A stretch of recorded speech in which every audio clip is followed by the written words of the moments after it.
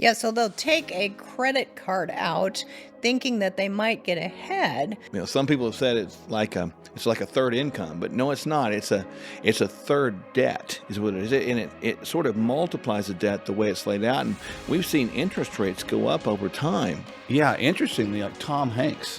That Yeah, movie. one of my favorite actors. Did you know he had type 2 diabetes? Did that blow your mind or what? Well, you and I, we talk about it all the time, how type 2 diabetes is what we call now the diseases of the affluent. So when I step back and take a look at that, it's really no surprise. We've got Congress that's acting like a bunch of drunken sailors, spending money like there's no tomorrow, right? The end of 2022, you had the lame duck Congress that passed a $1.7 trillion spending bill. But they don't have it. No country around the globe has money right now.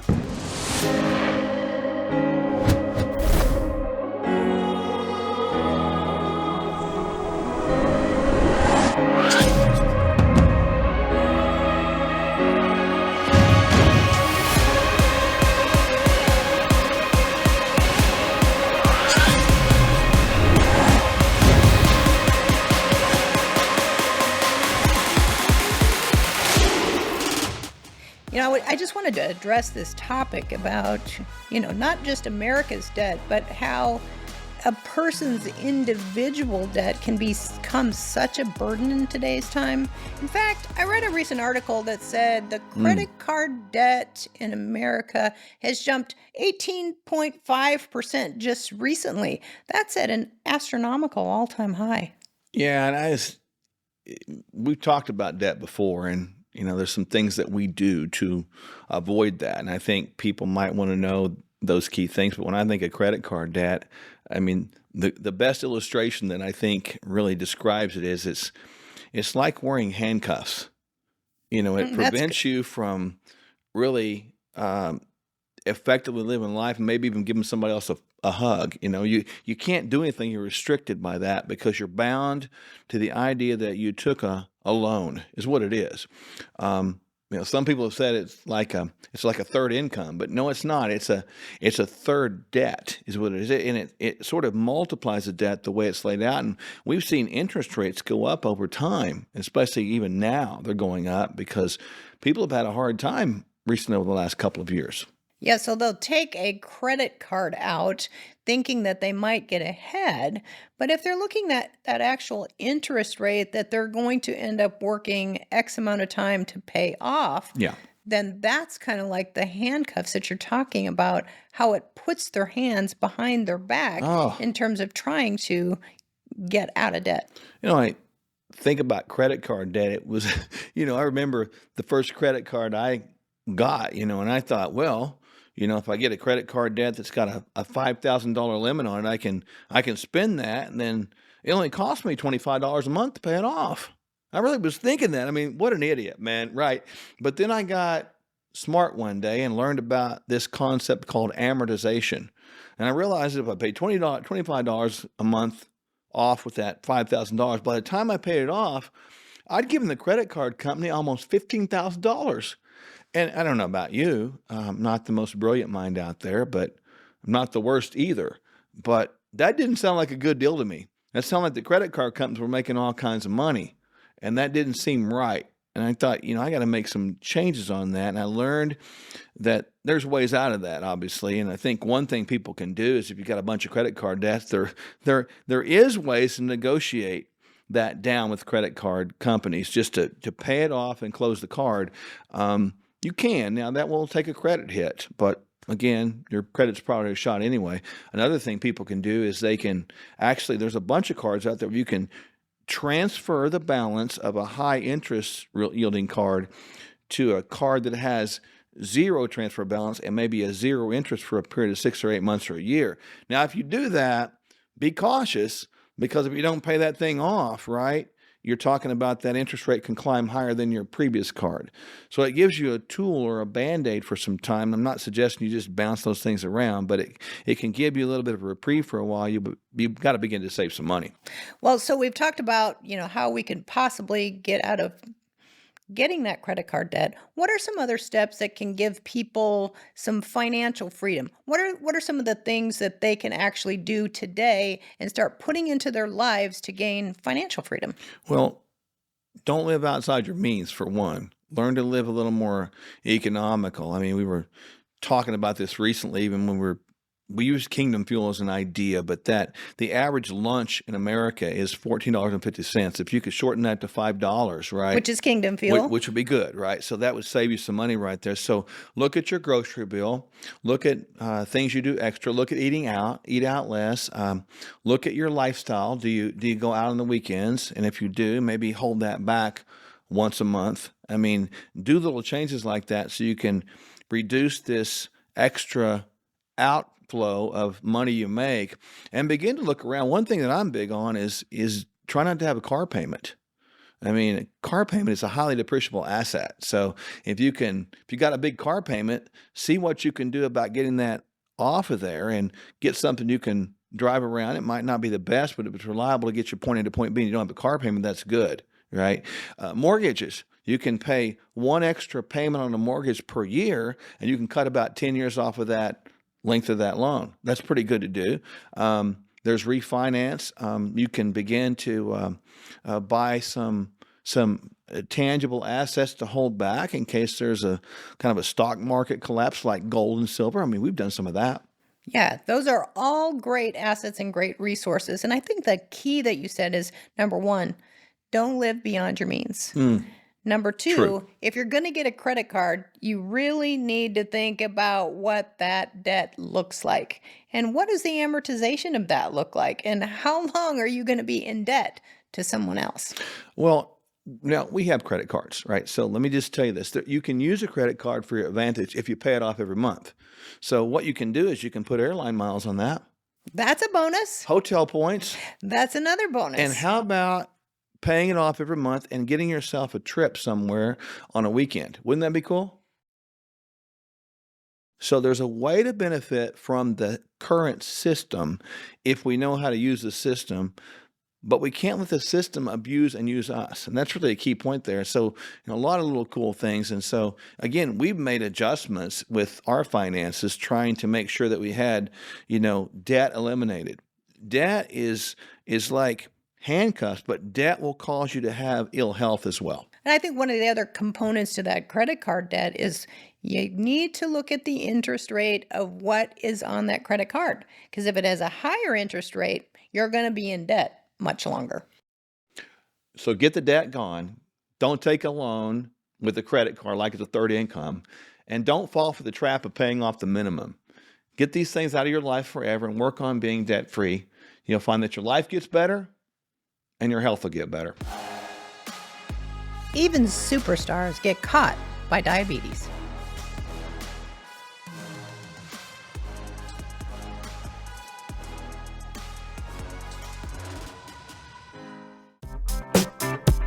And when you navigate through these economies with people, here's what happens. We want to hold their hand through it, let them know when it's time to buy, sell, reallocate, get out of Dodge. Because a lot of times when you're struck with fear does two things. Number one, it can paralyze, and people just put their head in the sand and say, I'm just going to forget about it and hopefully it gets better. Or it causes you to make a wrong decision.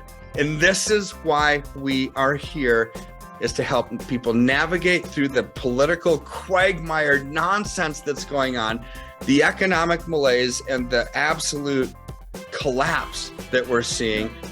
And when our freedoms are eroding, our political freedoms, our economic freedoms, our personal freedoms, our religious freedoms, our health freedoms, they're all tied together. But you know what doesn't need to erode with that? Our finances. KirkElliottPhD.com/Sherwood. Hey friends, you already know the answer to this, but we'll ask you anyway. If you stay away from your favorite junk food for a month and then go back to supersizing it, will your health improve? Well, that's the thing about change. To change, we have to be as consistent as possible. And when we go back to an old habit, it's not the end of the world. We just get back at the new habit. Before you know it, real transformation is evident to you and others. That's why we offer a bunch of helpful bonuses when you subscribe to Kingdom Fuel. Kingdom Fuel is our complete nutritional meal shake. It's the simple start to a transformed life, and we'll auto ship every month so you don't run out. You'll receive 2 free shaker cups, free access to our video courses, and a monthly call with us filled with practical inspiration. Just see the link below or on your screen and subscribe today.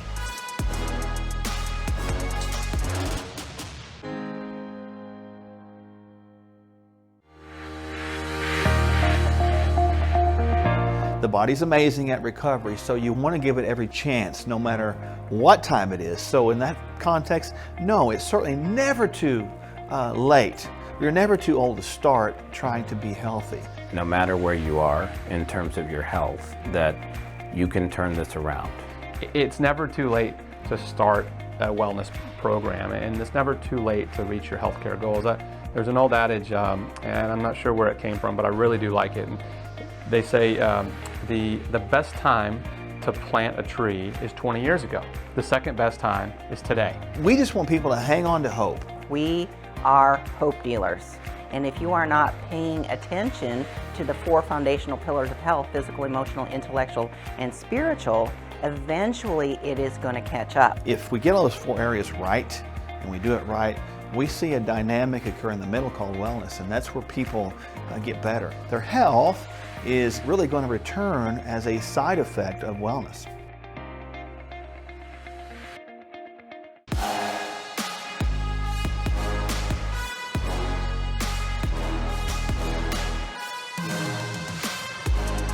I was thinking about one of my most favorite movies the other day. You remember that movie Forrest Gump? Oh, how could I not remember that movie, Forrest Gump? Life is like a box of chocolates. The thing that cracked me Oh, up boy. is the dude started running and never stopped running. That was just amazing. And I just think about him sitting on that bench talking to that older lady, and he's just sitting there like this, real proper and funny. I mean, that movie's classic. And we have our date nights sometimes. We go to movies, right? Yes, and we sure enjoy them. But you know, you think about the movie stars and the lifestyle that they go through. It's kind of interesting in some of the debacles that they end up with. Yeah, interestingly, like Tom Hanks. You know, that Yeah, movie- one of my favorite actors. Did you know he had type 2 diabetes? Did that blow your mind or what? It did me. I thought, no way is type 2 diabetes affecting people in Hollywood? Well, you know, you and I, we talk about it all the time, how type 2 diabetes is what we call now the diseases of the affluent. So when I step back and take a look at that, it's really no surprise. What's shocking about it is really now 1 in 2 Americans are type 2 diabetic. And if you translate that to Hollywood, what about 1 in 2 actors? Could that be true? I mean, what a sad thing, because it doesn't need to happen, does it? Well, you know, it absolutely does not, especially when we look at all the things that we can do to avoid it. And you look even at the medical literature, there's no such thing as an essential carbohydrate. So when you take that into the equation, and if sugar is the problem, we've got to do something about what the problem is. And that means rein it in. And we know oftentimes actors, business people, stewardesses, pilots, you know, they live under a lot of stress. And that stress can be what leads people to a poor lifestyle, doing things that they don't normally do, eating things that they normally wouldn't do because they're living on the run. Well, no question. I think, you know, in high performance, I know you're out there probably thinking the same thing. This is me. I'm right there. I'm busy. I'm stressed. But the idea is we really don't have to go there, do we? And this is the problem. We face it every day in the clinic. You know, we deal with people who come in, their blood sugar's all a mess. You know, they have these hemoglobin A1Cs that are super high, insulins that are super high. And, you know, just like Tom Hanks, it catches them by surprise.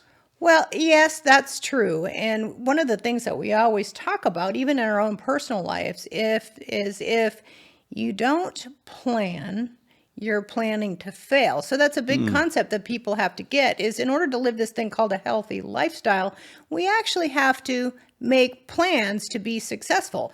And that takes planning. And sometimes people feel like they just don't have the time.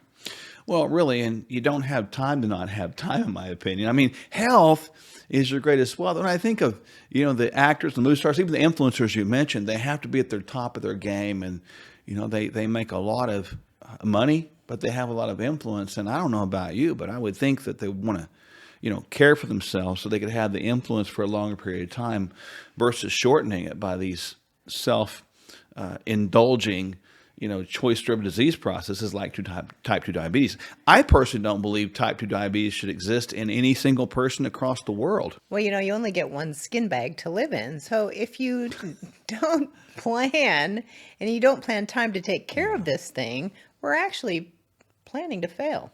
Well, that's true. She always calls herself a skin bag, but I think she's an amazing, Dirt beautiful suit. skin bag. Maybe a dirt suit? Really, when you think about the dirt suit, though, honestly, the body is meant to synergistically exist with the earth. And there's food here. So cool. Well, it's like food, right? Food. Yeah. That's food.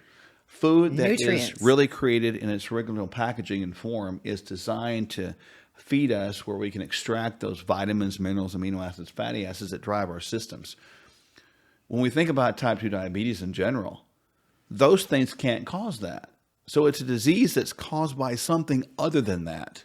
And what are those things that are other than that things? Well, we talk about those being unfoods, fruits, Yeah, frankenfoods, yeah. foreign foods, things that are foreign to the body. They come in boxes and packages. They have all kinds of additives and preservatives. And believe it or not, if you turn the label over, one of the top 5 ingredients every single time is going to be sugar. Yeah. And if sugar is the problem and it's not necessary for survival, the body can make it on its own from a little bit of protein and some other mechanisms. If it's the problem, we have to learn how to manage what we take in. So it really boils down to paying attention to what we put in our mouth. I know a lot of people talk about border security these days. Make this your border control. security, right? I say, make sure you have your customs people right here to check what's coming in. But honestly, we really want to buy food and eat food that has one ingredient. I mean, I think about that. There's some grapes there. There's orange there. The banana there, right? Those are the way things are packaged normally. Now, could there be chemicals there? Yes. But the bottom line is it's original food and its original package gives us the original state of health. And when we don't get that, we get these diseases that come up like type 2 diabetes, which really wasn't around 150 years ago, was it? It wasn't around 150 years ago. In fact, we're actually seeing that go on the rise since that wonderful thing called the food pyramid was actually put into place. And, you and I talk about that story a lot about the bondage of what even occurred back in Egypt with that thing called the pyramid. Yeah, I think of what happened to Americans. You go back and look before the food pyramid. They didn't have this type 2 diabetes stuff. It was occasional somebody that were 80 or 90 years old. They would just get worn out in that insulin glucose reaction and just get tired. But then you started after this to see children having type 2 diabetes. Statistics are shocking right now. You look at this, like it is 1 in 3 children are predicted to be type 2 diabetic by the time they're 40 years old. And that's today's statistics. So it should not be that way. And we have lots of people we deal with that are struggling with this idea of type 2 diabetes. We can reverse it. We absolutely can. And, the things that have changed is, of course, we go for the quick fixes, we go through the drive-thrus, we get things that are high carbohydrate that have no nutrients in them. They're just empty calories. Then we have a society that is, we call it the sitting society, and sitting is the new smoking. So if we're not moving, that is not getting blood oxygen and nutrients to our system. So how do we expect that we're going to even burn those empty calories that are coming in? And we're stressed out. We're running from 6 a.m. to almost 6 a.m. the next day, and we're not getting any sleep. So we're living this chronic place of stress. And that insulin reaction occurs under stress because of the glucose production in response to stress can lead to type 2 diabetes. Well, it can. So if you're out there and struggling with that and you want some help, you give us a call and we'll help you get out of that mess and get you free from that wicked disease called type 2 diabetes.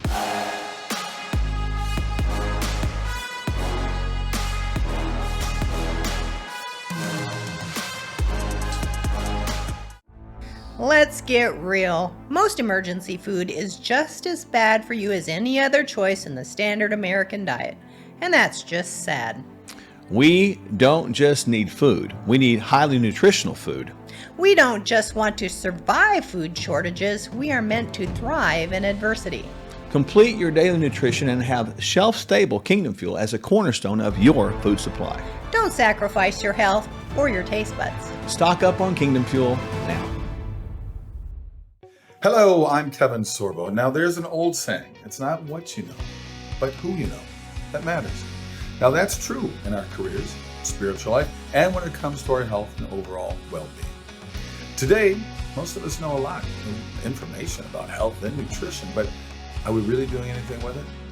So here's what I've learned from working with Doctors Michelle and Mark Sherwood. They're the founders of the Functional Medical Institute. You need a wellness plan that's customized based on your unique needs. Now remember, real change can only happen when you address the whole person. That is exactly what Mark and Michelle do, and why they are people you should know. They'll help you discover what you need to experience transformation. Find out at sherwood.tv/Sorbo. That's sherwood.tv/Sorbo, or just see the link below. Have a great day and God bless. I could use your assistance. Okay, Jesus. Huh? My name is Jesus. Sure. Jesus. Jesus is here today! You looking for a job? Yes, sir. You and Mark have 45 days before the bank forecloses. Not to worry. They do not call me by God Byron for nothing. The collection plate starts to be passed around. Mark reaches into the basket and shouts, "You and your family are the winner from the first church of the lotto."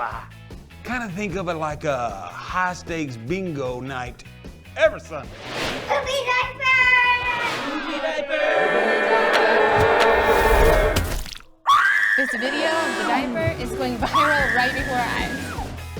This is a miracle. What is? Friends of Faith has over 300,000 followers. Oh my dad! That's more followers than Moses had. Jesus! Take the wheel! No, stop! Take the wheel! I got it, buddy.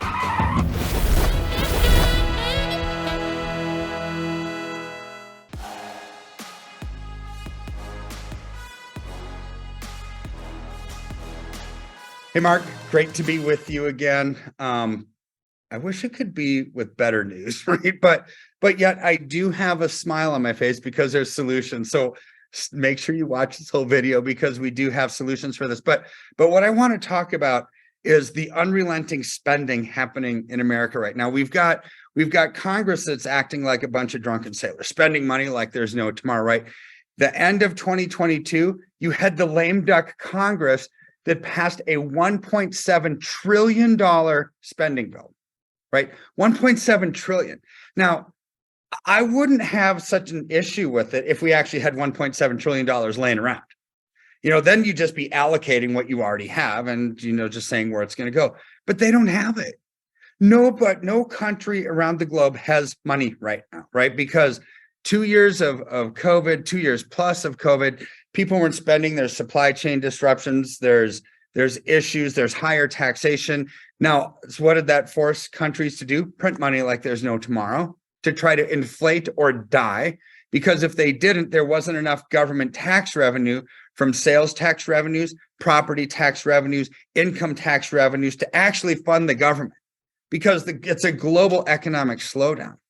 And in fact, projections just the second week in January came out that because of all the fracturing of countries in this globalized world, right? Because of import and export controls, what Russia's doing now and telling America and the G7 nations, which are the US, the Western industrialized economies of Europe, Japan, right? It's like, hey, you guys signed the stupid accord that capped Russian oil at $60 a barrel when oil was 79.